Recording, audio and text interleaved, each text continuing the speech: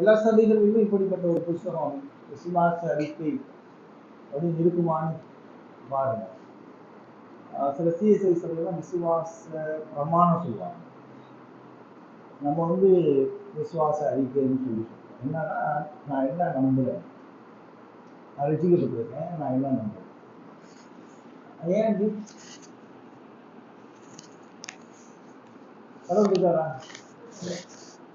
ஒருத்தவங்க கடவுள் இருக்காருங்க, ஒருத்தவங்க கடவுள் இல்லைங்க. என்ன வித்தியாசம்? இப்ப நான் கடவுள் இருக்கிறாருன்னு சொன்னா, கடவுள் இருக்கிறாருங்கிற நம்பிக்கையில தான் என்னோட வாழ்க்கை இருக்கும். இப்ப அவன் கடவுள் இல்லைன்னு சொன்னா, கடவுள் இல்லைங்கிற நம்பிக்கையில அவன் வாழ்க்கை. அதுதான் இப்ப என்னன்னா, நான் என்ன நம்புறேனோ என்னுடைய நம்பிக்கையில என்னுடைய வாழ்க்கை. சரியா? இப்ப நீங்க பாத்தீங்க அப்படின்னு சொன்னா, அந்த சில சிஎஸ்ஐ சபைகள் எல்லாம் நீங்க பாத்தீங்க அப்படின்னு சொன்னா, விசுவாச பிரமாணம் சொல்லுவாங்க. ஒரே தேவனை விசுவாசம் அப்படின்னு சொல்லுவாங்க இல்லையா? இதுலயும் இருக்கு, தேவனை விசுவாசிக்கணும் அப்படின்னு சொல்லி. இப்ப நம்ம என்ன நம்புறோமோ அந்த நம்பிக்கைய வேதத்துல இருந்து ஒரு சுலபமா புரிஞ்சுக்கிறதுக்காக இது கொடுக்கப்படுது. இது என்ன கிடையாது, பைபிள் கிடையாது. பைபிள்ல இருக்கிற காரியங்களை மிக சுருக்கமா, இது வந்து என்ன சொல்லலாம்னா முறைப்படுத்தப்பட்ட இறையியல் சுருக்கமா நம்ம சொல்லலாம். அல்லது வேதத்துல என்னென்னலாம் சொல்லியிருக்கு அதை சுருக்கப்படுத்தி 32 என்ன சொல்லுவாங்க, 32 ஆர்டிகல்ஸ் அப்படிமா 32 என்னது அடங்கிய அத்தியாயங்கள் அதிகாரங்கள். இது வந்து London Baptist Confession of Faith அப்படின்னு இருக்கு. அப்புறம் வந்து வெஸ்ட்மினிஸ்டர் கன்ஃபெஷன் ஆஃப் ஃபெய்த் இருக்கு. அப்புறம் நிறைய இருக்கு. அதுல வந்து நம்ம வந்து நம்புறது அதனுடைய சாராம்சம் தான். இது வந்து இந்த 1689 அப்படின்ற ஒரு குறிப்பிட்ட காலகட்டத்துல இதை வந்து என்ன செஞ்சாங்க, எழுதி நம்ம கையில் உள்ள முன்னோர்கள் நம்முடைய திருச்சபைக்கு நம்ம என்ன நம்புறோம் கையில் கொடுத்தாங்க. நான் என்ன நம்புறோம்னு நம்மளுக்கு தெரியாம யாராவது மட்டும் இந்த கேள்வி கேட்டா நீங்க என்ன சொல்லுவோம்? நீங்க போய் கேளுங்களேன், பொதுவாக மக்கள்கிட்ட போய் கேட்டீங்கன்னா இயேசுவை குறித்து ஒரே தேவன் விசுவாசம், ஆமாம் நாங்கள் நம்புறோம். என்ன கேட்டால் நாங்கள் நம்புறோம், அது வேதத்தில் இருக்கு அப்படின்னு சொல்லுவாங்க. வேதத்தில் இருக்குன்னா எங்க இருக்கு, எப்படி இருக்கு கேட்கறவனுக்கு என்ன செய்யணும், நிறைய பதில். இப்போ நிறைய இடத்துல பாருங்களேன், புரிஞ்சுக்கிறதுக்காக சொல்லுவோம். இப்போ நீங்களாம் என்ன சொல்லுவீங்க, ஒரே தேவன் விசுவாசிக்கிறீங்களா? ஒரே கடவுள் தான் விசுவாசிக்கிறீங்க. ஏதாவது உங்களுக்கு மாற்று கருத்து இருக்கா? சரி, அப்படின்னா என்ன அர்த்தம்? அப்படின்னா என்ன அர்த்தம்? ஒரே தேவனை விசுவாசிக்க ஆமா, கேட்டதுக்கு ஆமா நீங்க அப்படின்னா என்ன அர்த்தம்னு கேட்கணும்.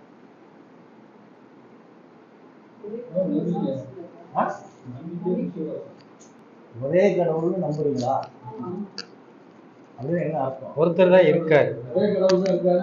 முதல்ல ஒரே கடவுள் இதான் நம்பிக்கை. இப்ப இந்த ஒரே கடவுளுக்கான என்ன நம்பிக்கை? அடுத்தது சரி உயிரோடு. அப்புறம் என்ன நம்பிக்கை?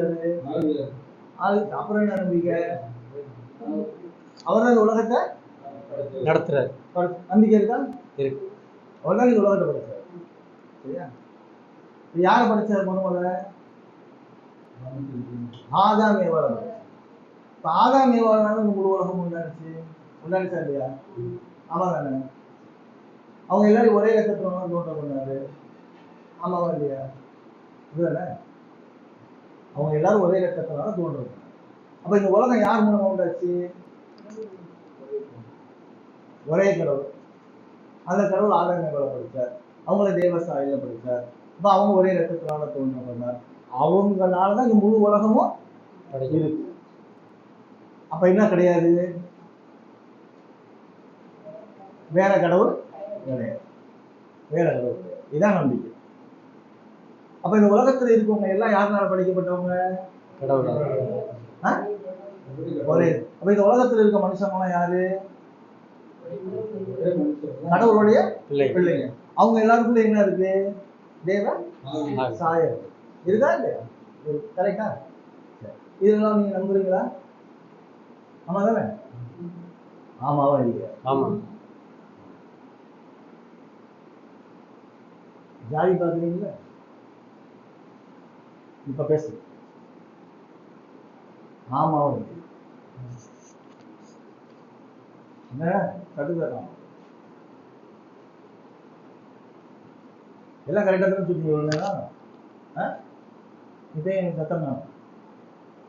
இப்போ முதல்ல நீங்க என்ன நம்புறதுன்னா ஒரே கடவுளை நம்புறோம். புரியுதா?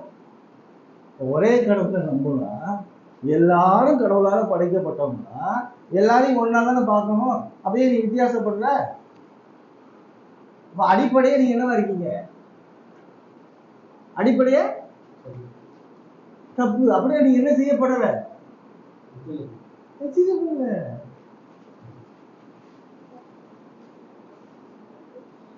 என்ன காலேஜ் புரியுதா தம்பி? எல்லாமே ஜாதி பார்க்கிறவன், ஏற்றத்தாழ்வு பார்க்கிறவன், ஏழை பணக்கான வித்தியாசம் பார்க்கிறவன், நீங்க போய் என்ன பண்ணுவீங்க? ரொம்ப கேவலமானவங்க சொல்லலாமா? ஏன் சொல்லக்கூடாது? ஏன் சொல்லக்கூடாது?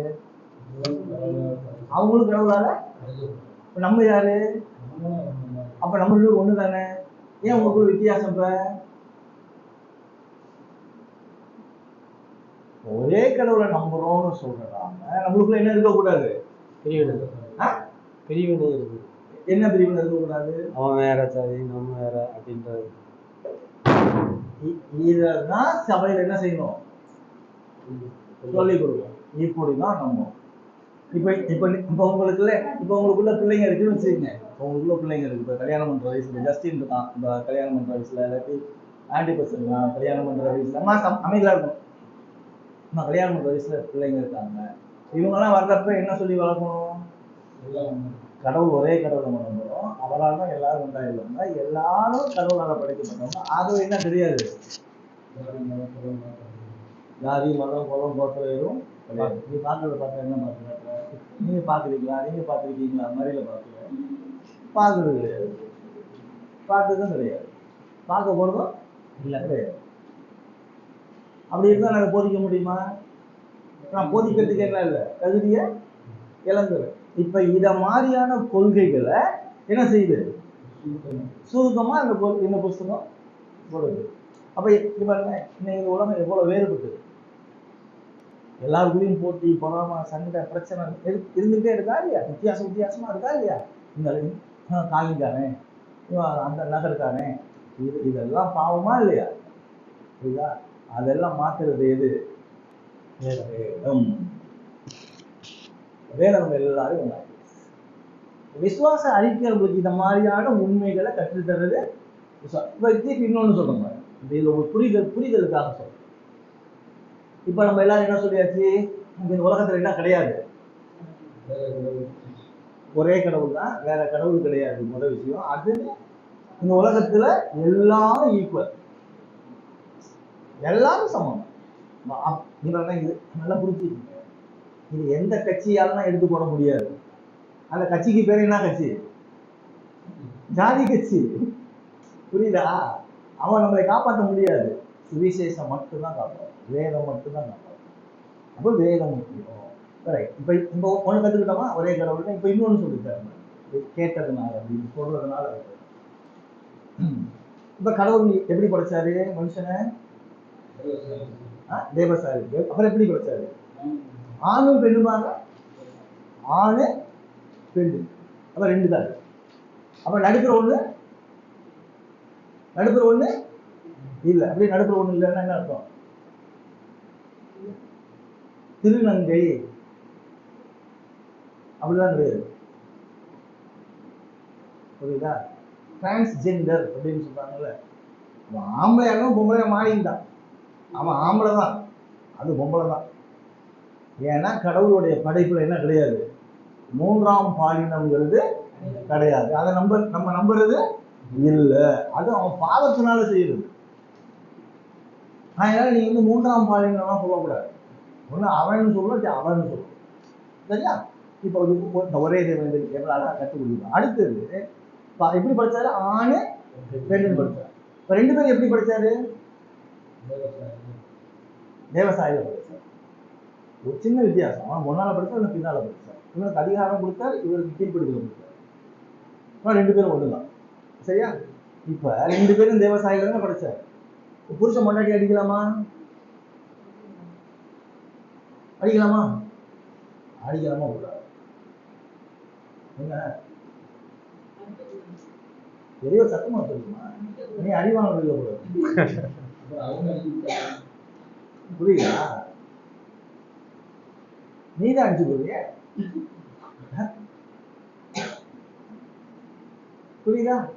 நீங்களும் அடிக்க கூடாது, அவங்களும் அடிக்க கூடாது. அப்ப நீங்க 2 பேரும் என்ன செஞ்சுட்டு இருக்கீங்க? அடிச்சுட்டு இருக்கோம். அடிச்சுக்கலாமா? அடிக்கிறப்ப உங்களுக்கு என்ன சிந்தனை வரணும்?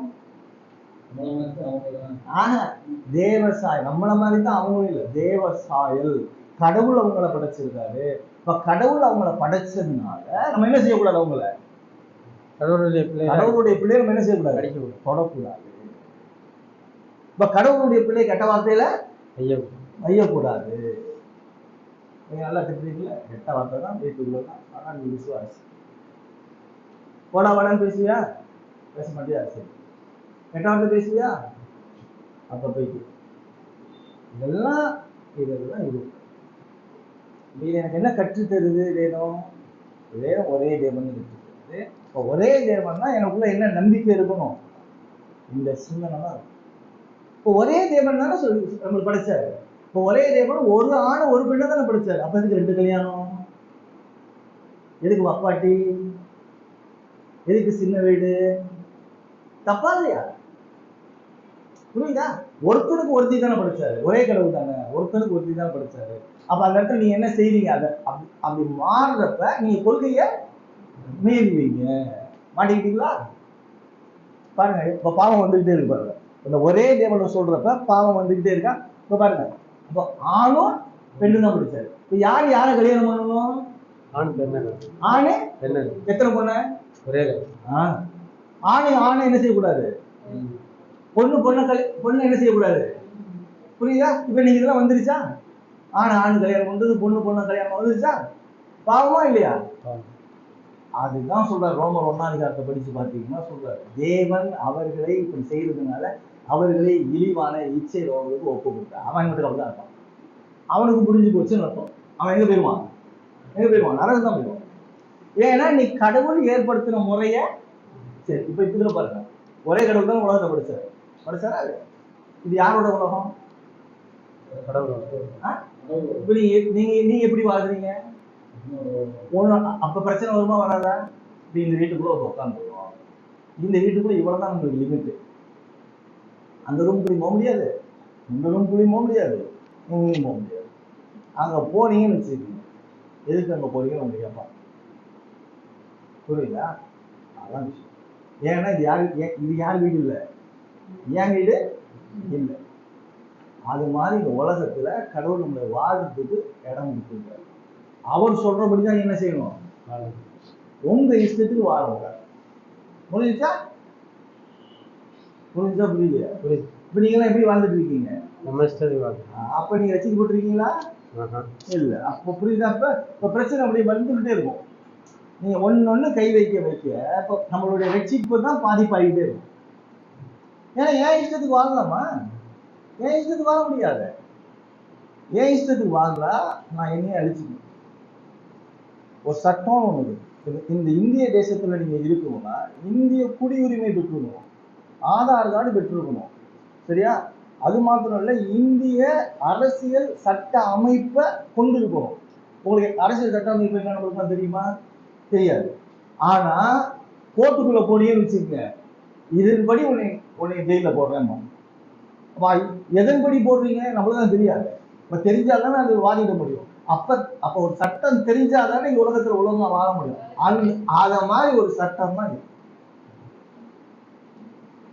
நாம சுருக்கமா தெரிஞ்சுக்கிறதுக்காக ஒரு சட்ட விதி புஸ்தகம். எப்படி ஒரு புஸ்தகமா உலகத்துல 14 புரியுதா? என்ன புரிஞ்சுக்கிட்டீங்க? அதுதான் நடக்கும். அதை மாத்த கூட. சரி, அப்படி வாழ்ந்துட முடியுமா? வாழலாம், பிரச்சனை வரும். பிரச்சனைகளை சந்திக்க வேண்டியது. அதான் வாழலாம், பிரச்சனை சந்திக்க. இப்ப வாழ்றதா பிரச்சனை சந்திக்கிறதா? பிரச்சனையா சந்திச்சுட்டு இருக்க வேண்டியது. வாழணும்னா பிரச்சனையை சந்திக்கும். புரியுதா? அப்ப அவர் கைக்குள்ள கூடிய கொடுப்பாரா, கைக்குள்ள முடியாத கொடுப்பாரா? கைக்குள்ள. அப்ப உங்களுக்கு ஏன் பிரச்சனை? அவர் சொல்றபடிதான். அவர் சொல்றதை கேட்க மாட்டோம். அப்ப உங்களுக்கு பிரச்சனை வரதான் செய்யும். புருஷன் மனைவி இடத்துல அன்பு கூறு அப்படிங்கிறார். இவர் அன்பே கூறுவாரா? அங்க பிரச்சனை வருமா வராதா? மனைவி கீழ்படியும் சொல்றாரு. இப்ப கீழ்படியில பிரச்சனை வருமா வராதா? இப்ப இருக்குதா இல்லையா இப்ப குடும்பத்துல பிரச்சனை? இப்ப என்ன பிரச்சனை உங்களுக்கு? என்ன பிரச்சனை உங்களுக்கு? நான் பெருசா நீ பெருசா இல்ல, சரியா? சொன்னதை கேட்கல. வேதம் சொல்றதை கேட்க மாட்டேன். வேதம் சொல்றதை கேளு. இப்ப இப்ப வந்து இப்ப இப்ப வந்து புருஷன் அன்பு கூறு, சரியா? மனைவி என்ன செய்யும்? நீ கீழ்படுறியா? அன்பு கூறுறியா? இல்ல. இப்ப அன்பு கூற முடியல, கீழ்படி மாதிரி என்ன செய்யுது? கடவுள் என்ன நீங்க முடிவோடய வந்திருக்கீங்க, அந்த நரகத்துக்கு தான் போகணும். அப்ப என்ன செய்யணும்? என்ன செய்யணும்? இதை நம்மளால செய்ய முடியல. வேதம் வந்து என்ன செய்யுதுன்னா, என்னுடைய குறைய என்ன செஞ்சிட்டு இருக்கு? சுட்டி காட்டு. எதுக்கு உங்கள்கிட்ட குறைய சுட்டி காட்டுது? குறைய எதுக்கு உங்கள்கிட்ட சுட்டி காட்டுதுன்னு கேட்கறேன். இப்ப தவறா வாழ்றவங்க. சரி, தவறா வாழ்றீங்க, அப்புறம் சரி பண்றதுக்கு. இப்படி வாழக்கூடாது, இது தப்பு. ஆமா, அதான் நமக்கு தெரியுமே. வாழக்கூடாது தப்புன்னு தெரியும். அப்புறம் என்ன செய்யுது? சரி பண்ணு. வாழ முடியல. இப்ப வாழ முடியலன்னா இப்ப எப்படி வாழ்றது? அதுக்குதான் கடவுள் தனது குமாரனாக இயேசு கிறிஸ்துவை உலகத்துல. அப்ப நான் ஏசிட்ட போய் ஆண்டவரே இது மாதிரி என்னால என்ன செய்ய முடியல, வாழ முடியல, எனக்கு பலன் தாங்கங்கிறப்ப அவர் நம்மளுக்கு என்ன செய்யறாரு? நம்மளை ரட்சித்து அதுக்குரிய பலனை தர்றாரு. புரியுதா? அப்ப நம்ம இந்த இதெல்லாம் என்ன சொல்லி தருது? இந்த மாதிரி புஸ்தகங்கள் வந்து இதெல்லாம் வந்து வேதத்துல இருந்து எடுக்கப்பட்டு நம்ம லகுவா புரிஞ்சு சுலபமா வாழ்றது. ஒரு பாயிண்ட் எடுத்து நம்ம பார்க்கலாம். இதே மாதிரி ஒவ்வொரு விஷயங்கள் சொல்லப்பட்டு இப்ப இதுல பாத்தீங்கன்னா நீங்க எடுங்க யூதா 3-4 வருஷங்கள் வாசி. அப்புறம் 20-23 வருஷம் யூதா கடைசி வெளிப்படுத்தலுக்கு முன்னால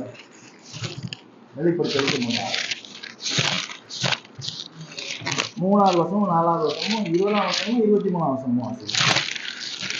சொல்லுங்க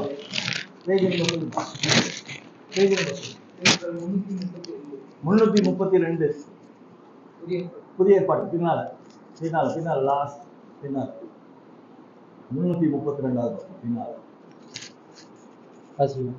வாசி. 20ங்களா? 20ஆவது 3ஆம் வசனம் 4ஆம் வசனம். பிரியமானவர்களே, பொதுவான ரட்சிப்பை குறித்து உங்களுக்கு எழுதும்படி நான் மிகவும் கருத்துள்ளவனாயிருக்கையில் பரிசுத்தவான்களுக்கு ஒரு விசை ஒப்பு கொடுக்கப்பட்ட விசுவாசத்திற்காக நீங்கள் தைரியமாய் போராட வேண்டும் என்று உங்களுக்கு எழுதி உணர்த்துவது எனக்கு அவசியமாய் கண்டது. இப்ப அவர் சொல்றாரு, உங்களுக்கு சில விஷயத்தை எழுதி உணர்த்துவாங்க. எதுக்கு உணர்த்துவாங்க? அது என்ன செய்யாது?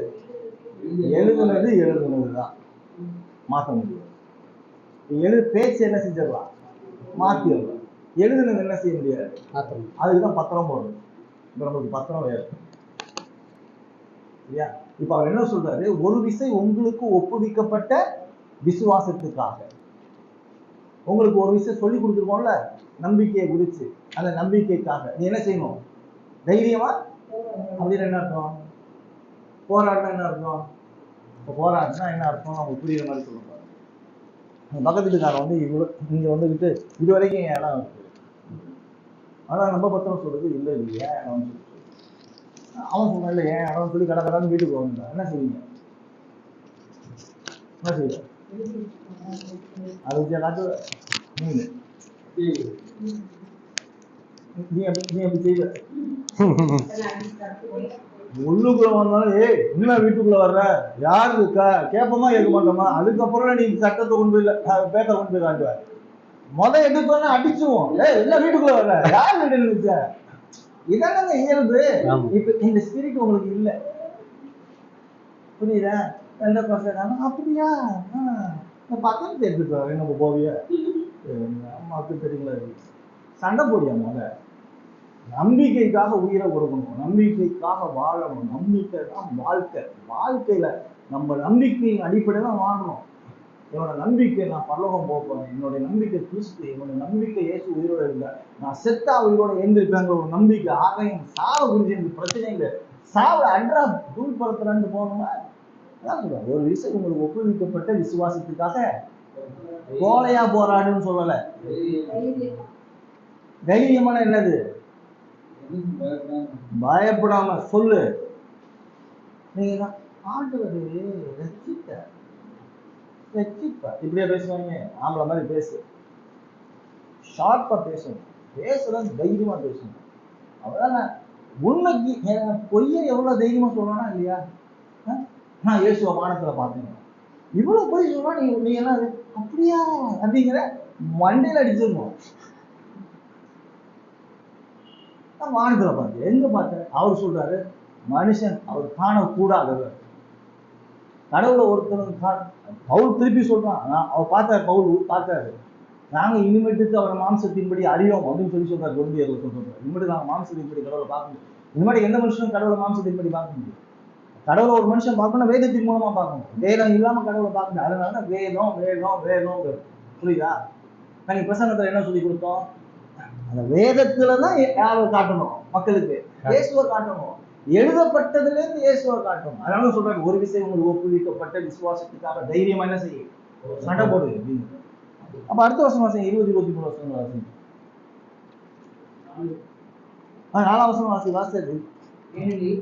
தேவனுடைய கிருபையை காம விகாரத்துக்கு ஏதுவாக புரட்டி ஒன்றான ஆண்டவராகிய தேவனையும் நம்முடைய கர்த்தராகிய இயேசு கிறிஸ்துவையும் அறிவிக்கிற பக்தியற்றவர்களாகிய சிலர் பக்த வழியால் விளைவிக்கிறார்கள்.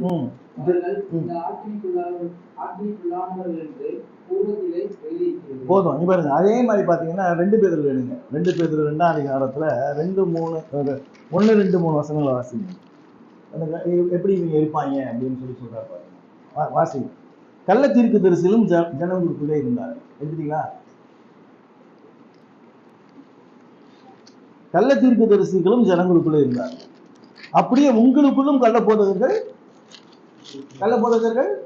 இருப்பார்கள். சரியா? அவர்கள் கேட்டுக்கு ஏதுவான வேத புரட்டுகளை தந்திரமாய் நுழைய பண்ணி தங்களை கிரயத்துக்கு கொண்டு ஆண்டவரை மறுதளித்து தங்களுக்கு தீவிரமான அழிவை வருவித்துக் கொள்வார்கள். அவர்களுடைய கெட்ட நடக்கையை அநேகர் பின்பற்றுவார்கள். அவர்கள் நிமித்தம் சத்திய மார்க்கம் தூஷிக்கப்படும். பொருளாசை உடையவர்களாய். அவன் எப்படி இருப்பான்? பொருளாசை கத்தலோனியே என்ன செய்வாரு? ஆசீர்வதிப்பாரு, கார் வாங்குவ, பங்களா வாங்குவ, செழிப்பு உபதேசம் வந்து பார்த்தீங்கன்னா இங்கே சொல்றாரு, எல்லாம் நம்பாதீங்க, பொருளாசை உடையவர்களாய். அதுவும் அடுத்த வார்த்தை சொல்றாரு, தந்திரமான வார்த்தைகளால் உங்களை என்ன செய்வாங்களாம்? தங்களுக்கு ஆதாயப்படுத்துவாங்க. உங்களுக்கு ஏற்ற மாதிரி பேசுவோம். உங்க குடும்பத்துல பிரச்சனை, ஆண்டவர் உங்க குடும்பத்தினுடைய பிரச்சனை எனக்கு காட்டணும். ஓ மகனே, இந்த நேரத்துல கர்த்தர் பிரச்சனை தீர்க்கணுங்கிற நீங்க என்ன செஞ்சுருவீங்க? நீங்க எல்லாம் வழங்க மாட்டாங்க. எதுக்கு உணர்ச்சி வசப்படுற? பொறுமையா இது. நம்மளுக்கு தான் தருத்தம் முடிச்சு ஒரு 3 நாள் ஆச்சு இல்லை இல்லையா? பிரச்சனை வந்துச்சு இல்லை? இப்போ எப்படி சமாளிக்கணும்? எல்லாத்தையும் எப்படி சமாளிக்கணும்? ஒரு 100 ரூபா சம்பாதிக்கிற, 20 ரூபா சேர்த்து வைக்கலாம்ல. நீ 100 ரூபா வாங்கினா 150 ரூபாய்க்குல வாழ்ற. அப்புறம் விளங்க முடியா? விளங்க மாட்டேன். அப்போ உனக்கு கடன் வருமா? வரதானே செய்யும். அப்போ இருக்கிறத வாழ்றதுக்கு உனக்கு என்ன இல்லை? விருப்பம் இல்லை. ஆக ஓகம் வாங்கணும், காரில் போகணும், பைக்கில் போகணும்னா நடந்து போ, பஸ்ஸில் போ. அதான் ஓசி பஸ் கொடுத்துருக்காங்க, இல்லை ஓசி ரேஷன் கொடுக்குறாங்கல்ல, வாங்கிட்டு சாப்பிட வேண்டியது தானே, அடக்கி வாசிக்க வேண்டியது தானே. இல்லைங்கிறப்ப ஏன் அதை வாங்கி யூஸ் பண்ண மாட்டேங்கிற? கடவுள் உனக்கு போஷிக்கிறாடா, அது ஒன்றும் திருட்டு கிடையாதுல்ல. புரியுதா? ஓசி பஸ்ஸில் போகிறது திருட்டு கிடையாது. புரியுதா? நான் ஆட்டோவில் போகிறது திருட்டுக்கணும் ஒன்றுதான் இல்லை. புரியுதா? அப்போ இதுவும் சொல்லுவோம், இல்லை நீங்கள் இந்த வீடோட பெரிய வீடு கட்டுல, இந்த வீட்டிலே காலை நீட்டி தூங்க முடியல, இங்கே இப்படியா வச்சுக்கிட்டு தூங்குறது? உட்காந்தா இவ்வளோ இடம், படுத்தா இவ்வளோ இடம், உருண்டா இவ்வளோ இடம், வீடு முழுசும் உருண்டுட்டு இருக்கீங்க. ராத்திரி என்னப்பா நீ உருண்டுறியா? அப்படி வீடு உனக்கு போதும் இல்லை சிமெண்ட்? அப்புறம் என்ன அவ்வளவு தூரத்துக்கு வீடு கேட்குற? நான் இங்க கேட்டேங்கய்யா உனைய சொல்ல பொதுவாக புரியுதா? அப்ப இருக்கிறத நீங்க என்ன செய்யணும்? இருக்கிறத சந்தோஷமா இரு. இது போதும், இதுல இருப்போம், இதுல சந்தோஷமா இருப்போம். கர்த்தர் நம்மள என்ன செய்வாரு? இப்ப 2 பேருக்கு இப்ப இவங்க இருக்காங்க, இந்த குடும்பம் இருக்கு, இருக்கு, கண்ணி இருக்காங்க. இந்த வீடு போதுமா போதாங்க? அவங்க 2 பேரும் இருந்தா இது மட்டுமே போதும். இங்க தூங்கிக்கலாம், இங்க வாழ்ந்துக்கலாம், இங்க சமைச்சுக்கலாம். புரியுதா? இந்த 2 பிள்ளைங்க இருக்காங்க, அங்க வேணும், இங்க வேணும். அப்ப பெருசா கிடைக்காது, சச்சு. புரியுதா? இது இப்படிதான் நம்ம லீவ் பண்ணணும். இதை விட்டுட்டு அதெல்லாம் தேவையில்லாததெல்லாம் போய் கேட்டு வாங்கினா பேசுனாரு எங்க வாங்கினாரு?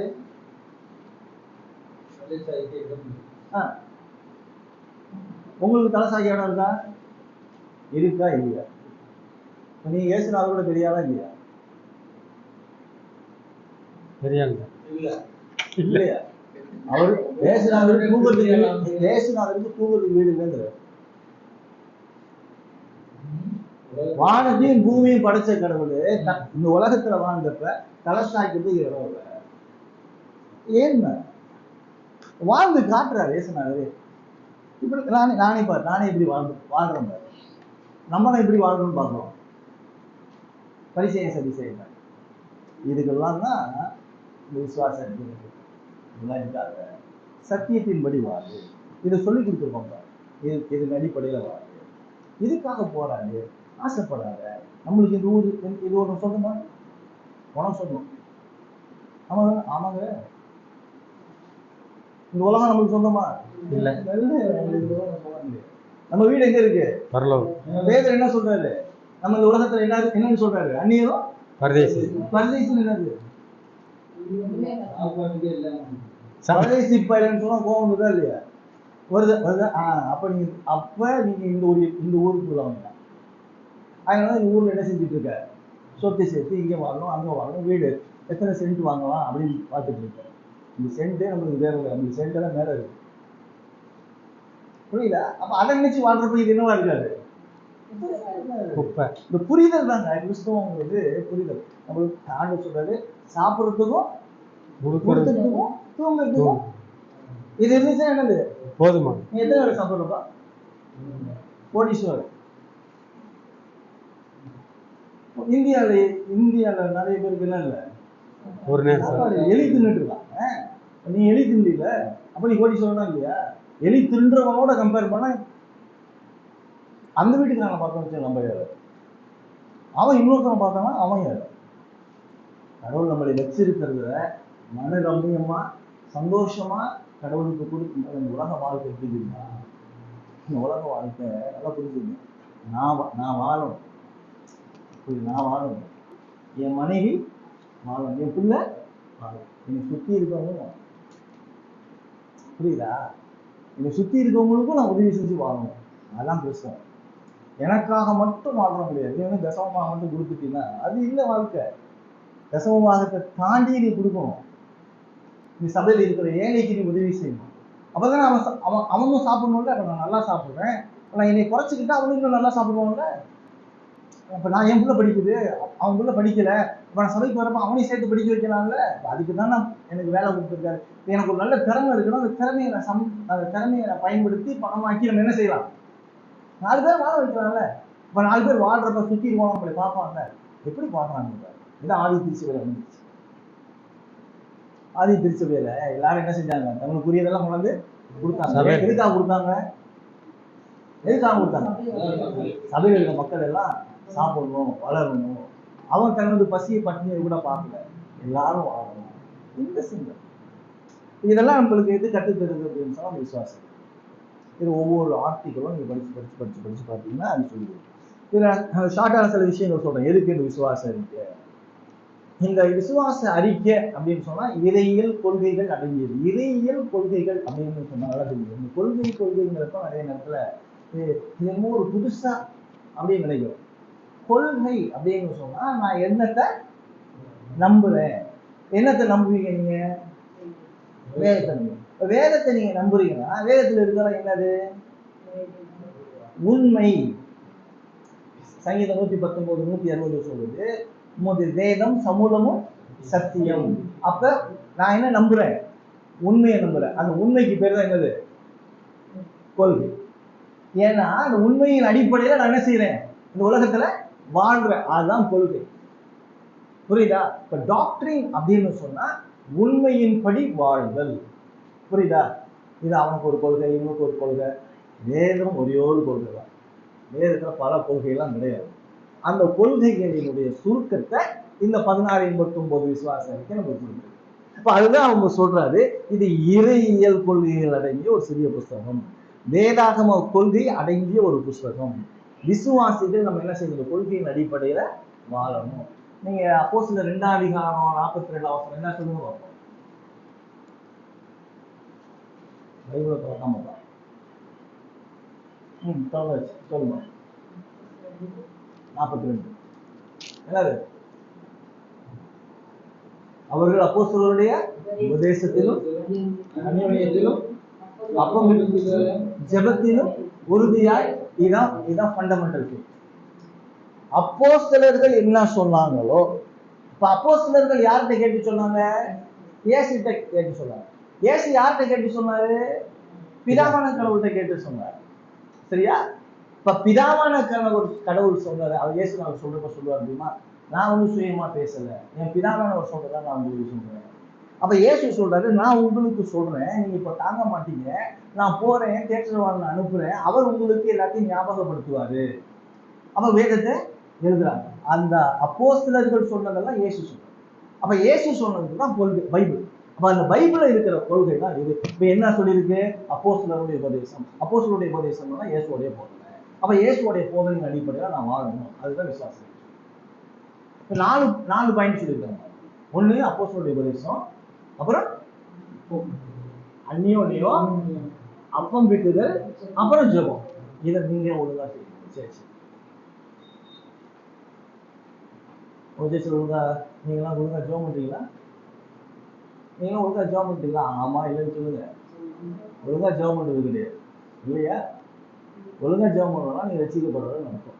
ஒழுங்கா வேதம் வாசிக்கலன்னா ரட்சிக்கப்படுறதுன்னு அர்த்தம். ஒழுங்கா சர்ச்சுக்கு வரலன்னா ரட்சிக்கப்படலன்னு அர்த்தம். ஒழுங்கான ஐக்கியம், உண்மையான ஐக்கியம் இல்லைன்னா இங்க இருக்கிற எல்லாரும் நல்ல வாசம். சபைக்குள்ள இருக்கிற எல்லாருக்கும் பாவம் இருந்தாலும் நம்ம எல்லாரும் சகோதர அந்த லிமிட்ல தான் இருக்கும். சர்ச்சுக்குள்ள தாண்டி தேவையில்லாத சிந்தனைகள்லாம் உள்ளுக்குள்ள வந்துச்சுன்னா உங்களையும் கெடுத்தலும் சபையும் கெடுத்தலும். புரியுதா? சர்ச்சுக்குள்ள வர்றப்ப எல்லாரோடையும் ஒரு லிமிட் இருக்கும். அந்த லிமிட்டை தாண்ட கவனமா இருக்கும். அன்போடு இருக்கும், ஐக்கியத்தோடு இருக்கும், உதவி செய்யும், அந்யோன்யம் இருக்கும். இதெல்லாம் எங்க இருக்கணும்? அதுதான் கத்துக்கிறது. இப்ப அடுத்தது சொல்றாரு, இது என்ன சொல்றாரு? கொள்கைகள் அடங்கிய புஸ்தகம் அப்படின்னு சொல்றாரு. அடுத்தது இந்த கொள்கை என்னுடைய வாழ்க்கையும் சபா வாழ்க்கையும் தீர்மானம். நான் எப்படி வாழணும் உலகத்துல, தனி மனித வாழ்க்கை எப்படிப்பட்டதா இருக்கும்? தனி மனுஷ வாழ்க்கைன்றது கொள்கை அடங்கிய. நானும் தம்பியும் காரணம் வர்றப்ப பேசிக்கிட்டு வரணும். என்ன பேசிக்கிட்டு வரணும்? எப்படிப்பா கல்யாணம்னா என்ன, யாரை கல்யாணம் பண்ணணும், எப்படி கல்யாணம் பண்ணணும்? இப்போ கல்யாணம் பண்ணணும்னா யாரை கல்யாணம் பண்ணணும்? பையன் வந்து ஒரு பொண்ணை கல்யாணம் பண்ணணும். எத்தனை பொண்ணை கல்யாணம் பண்ணணும்? ஒரு பொண்ணை கல்யாணம் பண்ணணும். அந்த பொண்ணு என்னவா இருக்கணும்? விசுவாசியா இருக்கணும். இப்போ விசுவாசினா எப்படி இருக்கணும்?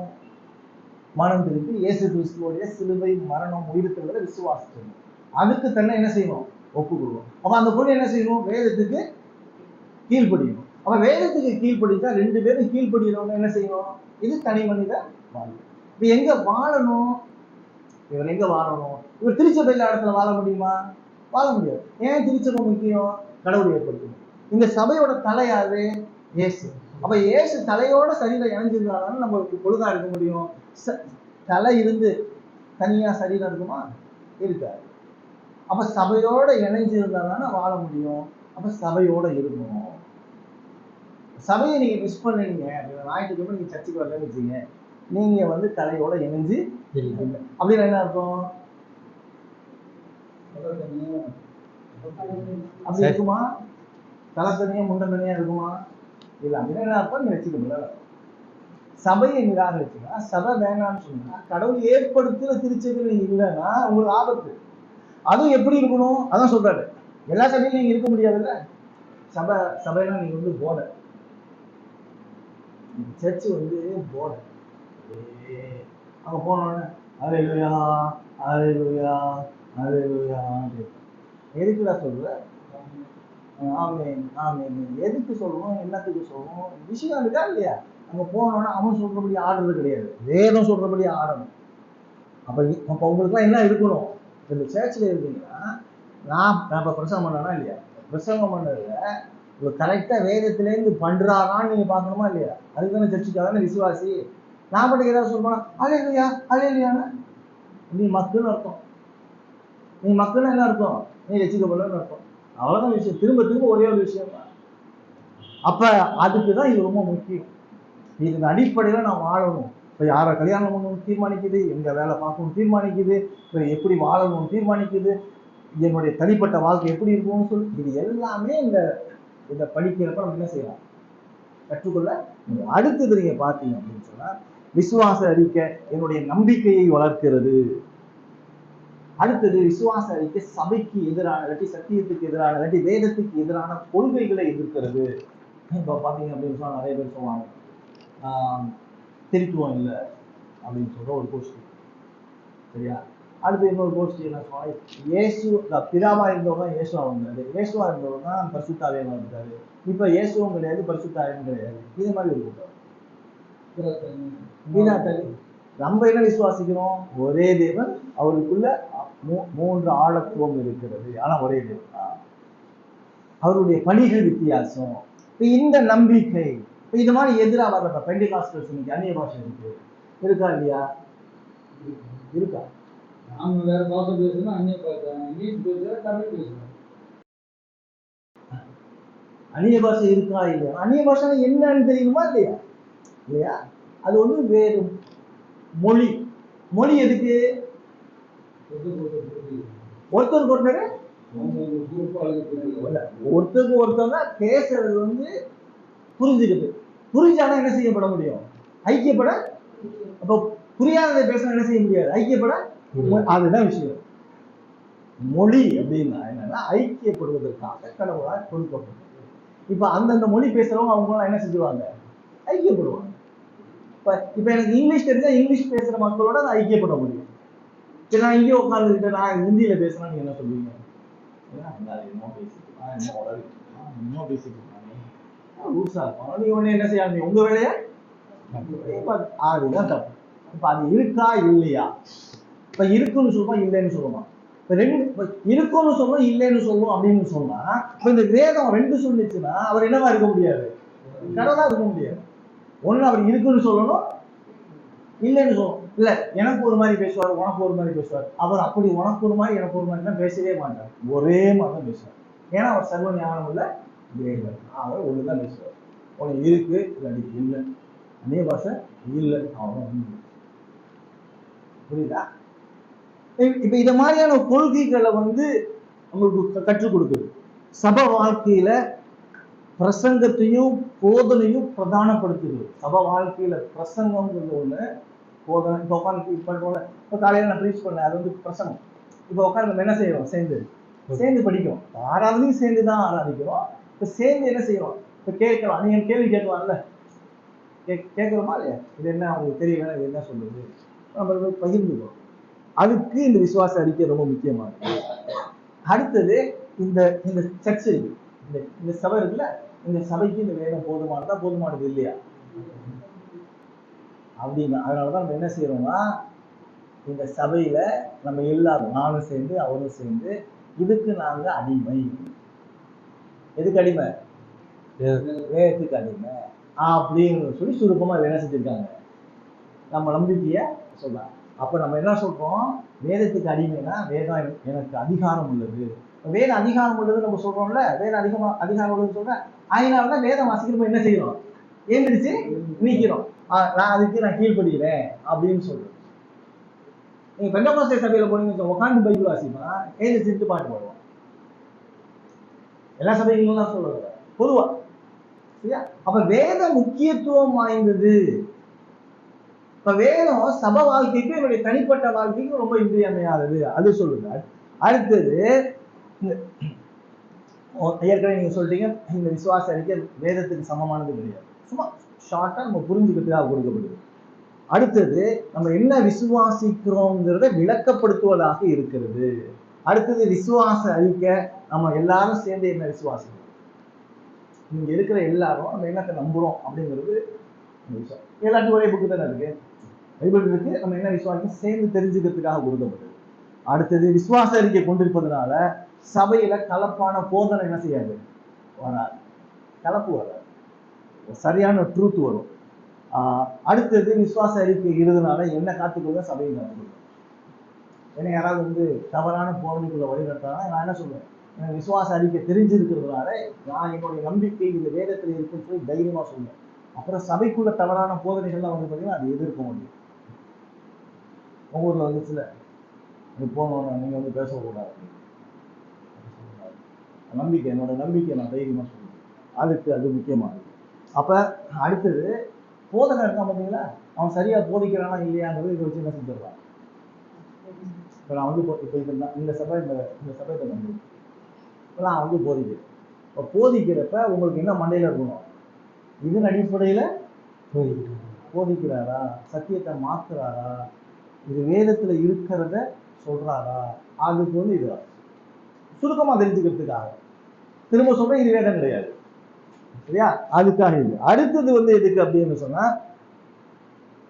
இது நம்மளுடைய ஆத்மீக வளர்ச்சிக்கு உதவி, ஸ்பிரிச்சுவல் லைஃப், ஸ்பிரிச்சுவல் growth, ஆவிக்குரிய ரீதியில வளர்றோம்ல, அதுக்கு விசுவாச அறிக்கை ரொம்ப முக்கியமானது. இதான் என்ன செஞ்சாங்கன்னா ஆதி பெற்றோர்கள் முன்னால் இருந்தாங்களே, இதுக்கு முன்னால் சீர்திருத்த காலத்துல அவங்க எல்லாம் என்ன செஞ்சாங்க, இதெல்லாம் எழுதி ஒரு சுருக்கமா இதை பின்பற்றுங்க, இது நல்லது, அதை நம்ம பின்பற்றுறோம். அதனால விசுவாச அறிக்கை இன்றைய